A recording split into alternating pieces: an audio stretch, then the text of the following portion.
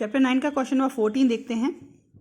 A bullet of mass 10 gram travelling horizontally with a velocity of 150 metre second strikes a stationary wooden block and comes to rest in 0.03 second. Calculate the distance of penetration of the bullet into the block. Also calculate the magnitude of the force exerted by the wooden block on the bullet. कहना क्या चाह रहा है question ये कह रहा है कि एक लकड़ी का टुकड़ा रखा हुआ है यहाँ। अब जैसे ही एक फायर किया गन से तो बुलेट उस लकड़ी के टुकड़े के अंदर गई। अब अंदर जाकर धीरे धीरे जाके वो थोड़ी देर बाद वो फंस गई। दैट में अगर हमारी किसी शरीर में बुलेट लगती है तो क्या होता है, शरीर में अंदर जाकर कहीं फंस जाती है। ऐसे ही इसी लकड़ी के टुकड़े में जाके फंस गई है। तो अब सबसे पहले इस बारे में करना क्या है वो देख लेते हैं। हमें दिया है बुलेट ऑफ मास दिया है 10 ग्राम, तो हमें मास का बुलेट का मास निकाला 10 ग्राम। हम जानते हैं कि हमें सब कुछ ऐसा यूनिट में चाहिए, तो 10 ग्राम को हमने कन्वर्ट किया किलोग्राम में, तो divide by 1000, that means 100 kilogram. Okay, ये छोड़ दिया। अब बुलेट कितनी स्पीड से फायर की गई है, तो बुलेट की जो स्पीड है वो कितनी है, 150 मीटर पर second. And final one on the destination पर जाकर ये क्या हो जाएगी, बुलेट फंस गई मतलब कि रुक गई मतलब कि फाइनल वेलोसिटी 0 मीटर पर सेकेंड। कितने समय बाद, 0.03 सेकेंड बाद जाकर हो गई।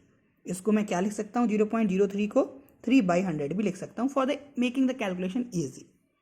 अब हमें पता करना है कि वो कितनी डिस्टेंस जाकर पेनिट्रेट मतलब कितने अंदर जाकर फंसी हुई है। That means we have to find distance of penetration S, और कितना उस पर फोर्स लगा है, दैट मीन ब्लॉक ने उस पर कितना रजिस्टिव फोर्स लगाया है, दैट इज एफ।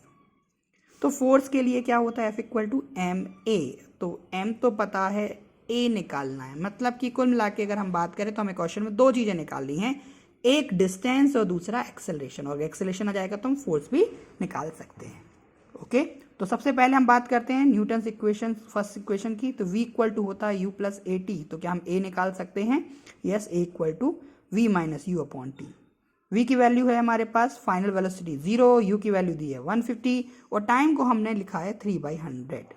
तो ये हमारे पास आ गया 1/50 अपॉन 3, और ये अपॉन के अपॉन में तो 100 कहाँ चला गया, ऊपर। 3 से 50 कैंसिल किया, 50 टाइम्स इंटू 100 दैट इज 5000। तो एक्सेलरेशन हमारा आया -5000 मीटर पर second square. Now we have to find the distance of penetration. Distance of penetration क्या हो जाएगी, S equal to A, S equal to we square minus you square. तो 2a upon में आ गया। अब V की वैल्यू अगेन 0, U की वैल्यू 150 का whole square, 2 as it is. A की वैल्यू कितनी निकाली अभी हमने, -5000 रखा, तो 2 5 10, तो -10,000। 15 का स्क्वायर 225 और 0 का 00, तो 22500 अपॉन 10,000। 2 0 से तो यहाँ 2 0 कैंसिल, तो बचा 225 अपॉन 100, और 225 अपॉन 100 मतलब कि 2.25।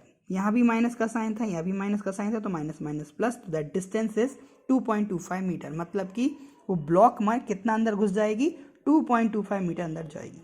अब फोर्स ऑफ पेनिट्रेशन निकालना है, तो F equal to M A. M कितना दिया था बुलेट का, 1/100 ग्राम, और A कितना था हमारा 5000 मीटर पर सेकेंड स्क्वायर नेगेटिव में।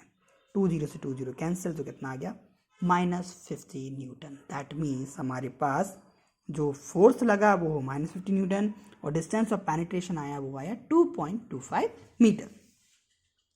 क्वेश्चन नंबर 15 देखते हैं। An object of mass 1 kg travelling in a straight line with a velocity of 10 metre पर second collides with and stick to a stationary wooden block of mass 5 kg. Then they both move off together in the same straight line. Calculate the total momentum just before the impact, that means collision, and just after the impact. Also calculate the velocity of the combined object. फिर से question क्या कह रहा है, हमारे पास एक object था जो कि 10 मीटर पर सेकेंड से कहीं जा रहा है। उसके रास्ते में उसको एक दूसरा ऑब्जेक्ट मिलता है जिसका मास कितना है, 5 kg, जो कि रुका हुआ है मतलब कि इसका इनिशियल वेलोसिटी कितना बोल सकते हैं हम, 0 मीटर पर सेकेंड, क्योंकि रुका हुआ है। अब ये बॉल इससे स्ट्राइक करेगा और इसको साथ में ले जाएगा, मतलब कि साथ में ले जाकर उसको खींचते हुए चला जाएगा। दैट मीन्स पहले ये 2 ऑब्जेक्ट थे, अब कितना ऑब्जेक्ट बन गया? 1। मतलब इम्पैक्ट कोलिजन के पहले 2 ऑब्जेक्ट और कोलिजन के बाद 1 ऑब्जेक्ट। तो हमारे पास क्या दिया? Mass of first object 1 kg, mass of second object 5 kg। Initial velocity of first object 10 metre पर second, initial velocity of second object 0 metre पर सेकेंड। अब हम जानते हैं टोटल मोमेंटम बिफोर इम्पैक्ट भी निकालना है हमारे लिए, तो बिफोर कोलिजन हमें निकालना है टोटल मोमेंटम। तो कितना हो जाएगा हमारा? P1 equal to m1u1 plus m2u2। m1 की वैल्यू पता है, u1 की वैल्यू, सारी वैल्यू पता ही है, तो कितने हमारे पास P1 कितना आ गया? 10 kg मीटर पर सेकेंड। तो टोटल मोमेंटम बिफोर कोलिजन कितना आ गया? 10 kg मीटर पर सेकेंड। अब यहाँ देखें, फाइनल वेलोसिटी निकालनी है v की, तो हम जानते हैं total momentum before collision is equal to total momentum after collision. तो मोमेंटम बिफोर इम्पैक्ट कितना आ गया हमारे पास? m1u1 plus m2u2 equal to m, अभी टोटल m हो गया क्योंकि एक ऑब्जेक्ट बचा, और इंटू फाइनल वेलोसिटी। तो हमारे पास कितना आ गया? 1 इंटू 10 प्लस 5 इंटू 0, तो टोटल आंसर 10, और ये हो गया 6 इंटू वी। तो 10 इक्वल टू 6v, तो v इक्वल टू 10/6 या 5/3 या 1.66 मीटर पर सेकेंड। तो जो कंबाइंड ऑब्जेक्ट होगा उसकी वेलोसिटी कितनी रहेगी? 1.66 मीटर पर सेकेंड। क्वेश्चन नंबर 16 देखते हैं। An object of mass 100 kg is accelerated uniformly from a velocity of 5 meter per second to 8 meter per second in 6 seconds. Calculate the initial and final momentum. Also find the magnitude of the force exerted on the object.